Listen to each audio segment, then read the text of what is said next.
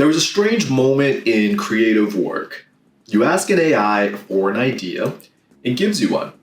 You ask it to improve the idea, it agrees. You ask for 5 more versions, it gives you 5 more. No one says that AI is a bad idea. No one looks confused. No one brings a different life story into the room though.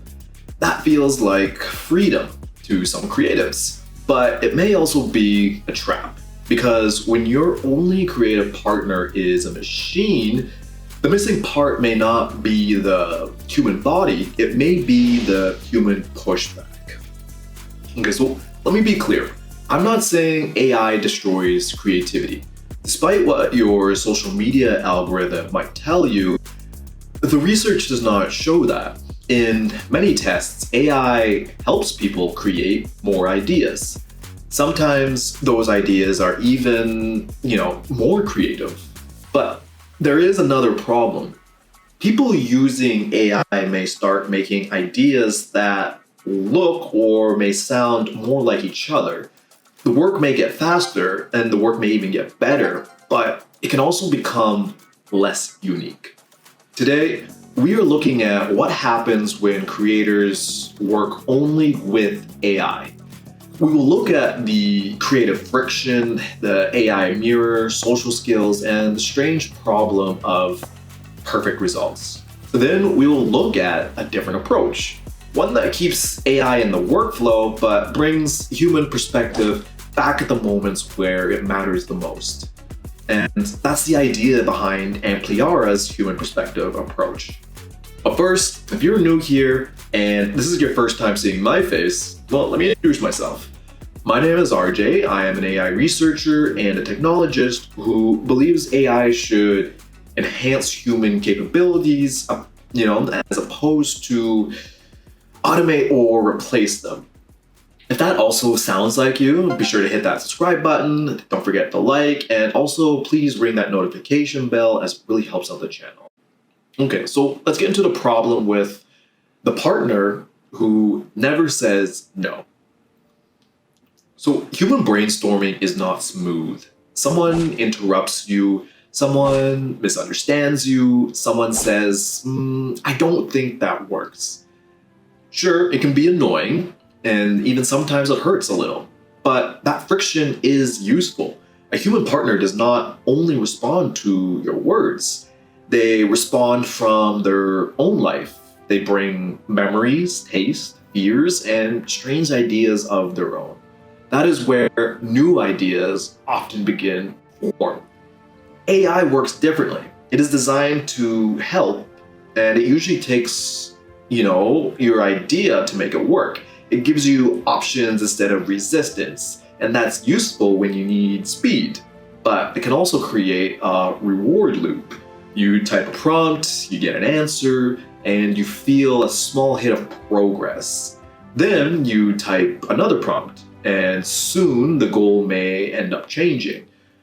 You no longer are asking, what am I trying to say? You begin asking, which answers do I like the best? And that's quite the shift in thinking. You begin as the artist, you end as the person choosing from a pile of outputs. Now, this does not mean selecting is not creative. Editing is creative. Taste is creative. But if the machine does all the searching, you may practice your taste more than your imagination.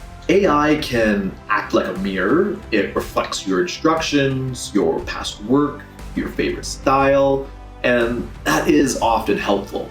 If you know what you want, AI can help you get there a lot faster. But a mirror has a limit. It cannot show you what you refuse to see. If you always choose the same colors, it may give you more of those colors. If you always write the same type of story, it may help you write another version of that same story. If you ask ideas that match your style, you may get ideas that feel safe and familiar. And this is called the feedback loop. You make something and the AI shows you your taste. You choose what feels right at the end of the day. Then the next result looks even more like your old work. The loop becomes comfortable, and that comfort is the danger. A 2026 study in PNAS Nexus compared creative answers from 102 people and 22 large language models. The researchers found that AI answers were much more like each other than human answers were. In plain English, people were more different from one another, but the AI answers were more likely to gather around the same kind of ideas. And that does not mean every AI image or story will look the same. It means that using AI at a large scale may narrow the range of ideas people see and choose. And here's the part that should really concern you. AI may help one person make a stronger idea, but if everyone gets help from similar systems, the whole culture may get less varied. So, what do we do about this? All right, not so fast. There is one more warning. In 2026, Stanford and Carnegie Mellon researchers tested 11 AI models. They found that the models agreed with 49% of the users more often than humans did on personal advice questions. The study was not about art, and that does matter. We should not pretend it proves that AI will damage every creator, but it does show something important about machine feedback. AI often gives us agreement because agreement feels helpful. The study found that even one interaction with an overly agreeable AI made sure people were more right. It also made them less willing to take responsibility or even repair the mistakes that they made. Now, bring that idea into creative work. A human editor may say, the scene is pretty, but it has no point. A human producer may say, hey, you're repeating yourself. And a friend may say, you are hiding behind style, while AI might say, here are 3 ways to make it stronger. Those answers sound kind. They may also let us avoid the hard questions. Is the work actually good at the end of the day? The goal is not to make AI rude. The goal is to remember that comfort is not the same as truth. Sometimes the best creative tool is a person who cares enough to disagree with you. Creative work is also social work. You need to listen. You need to explain an idea. You need to notice when someone is confused. And you need to be able to read faces. You need to handle rejection without falling apart. Because these skills help us understand audiences, actors, clients, editors, and other artists. AI makes it easy to skip over some of that work, and you don't have to explain your idea to a machine. You do not have to protect its feelings. You also do not have to deal with its bad day. And let's be honest, that is a real benefit, but it may also become a habit. A recent report covered by TechRadar found that many AI regular users now ask AI questions they used to ask coworkers. They also reported fewer spontaneous conversations at work. This is a survey, not proof that social skills are disappearing. Still though, it points to a real change. The easy question now goes to the machine. The quick check also goes to the machine. That rough first idea also goes to the machine. But those small human exchanges are where people build trust and learn from how others think. If we end up removing every small moment of contact, we may lose more than time. We'll lose practice. The strongest part is this. The better AI gets at making polished work, the more polished work may start to feel. The same as everything else. A clean image is not always an interesting image. A perfect sentence is not always an honest sentence. A smooth song is not always a memorable song. Human work will always contain mistakes. a rough brush mark, strange pause, a line that almost does not fit. Those things can make the work feel alive. AI can create surprises, but random surprise is not the same as a lived experience. A human may include, an odd detail because of a memory. A machine may include it because the pattern suggested it. The final result may look similar, but the reason behind it simply is not. A 2026 study found that people often rate creative writing lower when they are told AI helped make it. The effect was connected to authenticity, or the feeling a real person was behind the work. And that tells us something about the audience. People do not only judge the finished object, they also care about the mind behind it. In August 2026, an AI-made poster caused backlash after winning an Ohio State Fair contest. The debate was not about whether the poster looked good. It was about the contest was supposed to reward skill, effort, human making. That is the real tension. This is the problem Ampliara is designed to address. Not by pretending AI is bad and not by turning creativity into a public social feed. The idea is simple. At meaningful moments in a project, Ampliara can help bring in a human perspective. This is called the human perspective checkpoint, or better yet, the human pause.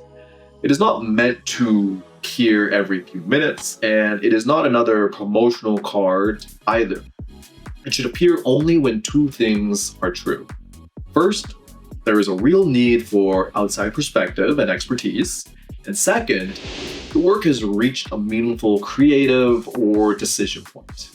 That could be a draft nearing completion, a long one-sided work loop, or a moment when a creator asks for outside feedback. The user stays in control. Project settings can allow no human recommendations or to be recommended at any meaningful point of your creative work. So only when a user asks will it show itself. When a recommendation does appear, the first version is designed to show one carefully selected person at a time. Not a giant list, not a popularity contest, not a paid ranking system. A match should explain why that person is relevant.